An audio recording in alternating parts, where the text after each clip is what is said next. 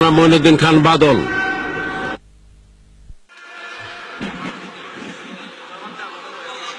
মাননীয় স্পিকার, আপনাকে ধন্যবাদ।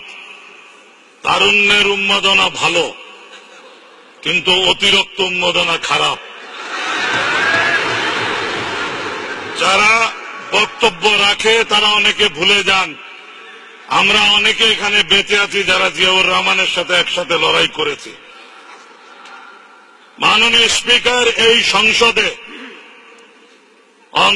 পয়েন্টটা যাতে কারেক্টলি থাকে সেজন্য বলছি, ব্যক্তি হিসাবে আমি প্রথম ব্যক্তি মেজর জিয়াউর রহমানকে 1971-এর 26শে মার্চ বোয়ালখালীর পার্টিতে রিসিভ করেছি এবং সারা দিন আমি জিয়াউর রহমান সাহেবের সাথে ছিলাম।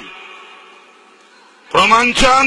এই সংসদের কাছে বলছি, you have to call colonel Oli, you have to call lieutenant general Mir Shawkat Ali, যারা আমরা একসাথে ছিলাম।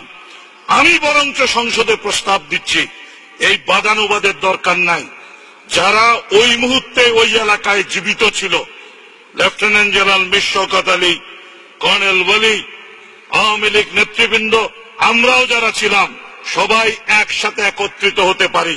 তখনই কিন্তু আলোচনা হবে ড্রামের উপরে দাঁড়িয়ে স্বাধীনতা হয়েছে না ড্রামের নিচে দাঁড়িয়ে স্বাধীনতা হয়েছে। মাননীয় স্পিকার, একই সাথে বলতে চাই, অনেকে একটা জিনিস ভুলে যান, যেই ডিক্লারেশন নিয়ে এত প্রশ্ন উঠছে, declaration on behalf of Bangabandhu দিয়ে জাতির কর্তৃত্ব নিতে চাচ্ছেন, সেই একই রেডিও স্টেশন এই অদম মঈনুদ্দিন খান বাদল 1971-এর 16ই ডিসেম্বর ওই রেডিও স্টেশন দখল করে বাংলাদেশ স্বাধীন হয়েছে ঘোষণা দিয়েছিলাম। এজন্য আমি জাতির চাচা হয়ে যেতে পারি না। এইখানে অনেকে ভুলে যাচ্ছেন mister speaker, Chittagong radio station 10 কিলোওয়াটের রেডিও স্টেশন। চট্টগ্রাম রেডিও স্টেশনের ভাষণ ফেনীও ভালো মতো শুনে না। ইতিহাসটা ঠিক মতো পড়তে হবে।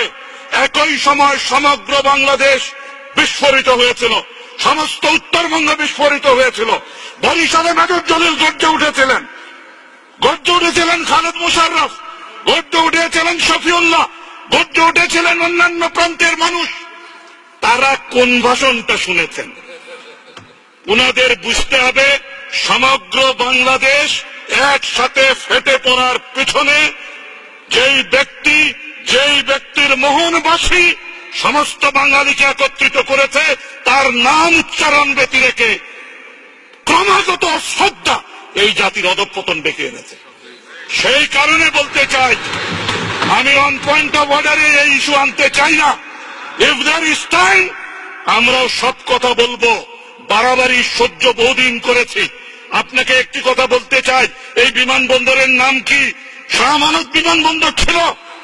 26 তারিখ ঘোষণা করেছে হান্নান সাহেব, তার নামটা ছিল। সেই নামটা যেদিন মুছে ফেলেছে, সেদিন কারো কি বিবেচনা ছিল না যে আপনি একজন মুক্তিযোদ্ধার নাম মুছে ফেলছেন, একজন দরবেশের নাম নিয়ে আসছেন যাতে বিতর্ক করা না যায়? সেই কারণে বলছি, থুতু এমন ভাবে নিক্ষেপ করবেন না যেই থুতু গায়ে এসে পড়ে। Let us cool down our head. আমি সংসদে প্রস্তাব করছি 26শে মার্চের এই বিষয়টি নিয়ে খোলামেলা আলোচনা হোক। কারণ 26শে মার্চের প্রাণীগুলো এখনো জীবিত, নায়করা এখনো জীবিত। মারা গেলে তো দেখা যায় এখানে অন্যরকম কথা চলে আসবে। সুতরাং সময় ক্ষেপণ না করে মাননীয় স্পিকার আপনার কাছে আবেদন করছি, এই ইতিহাস, সত্য ইতিহাস যাতে এই সংসদ ধারণ করে, সেটা যাতে জাতির সামনে সঠিক ইতিহাস হিসাবে সহস্র বছর জীবিত থাকে, সেই ব্যবস্থা গ্রহণ করা হোক। আপনাকে ধন্যবাদ। মাননীয় সদস্য।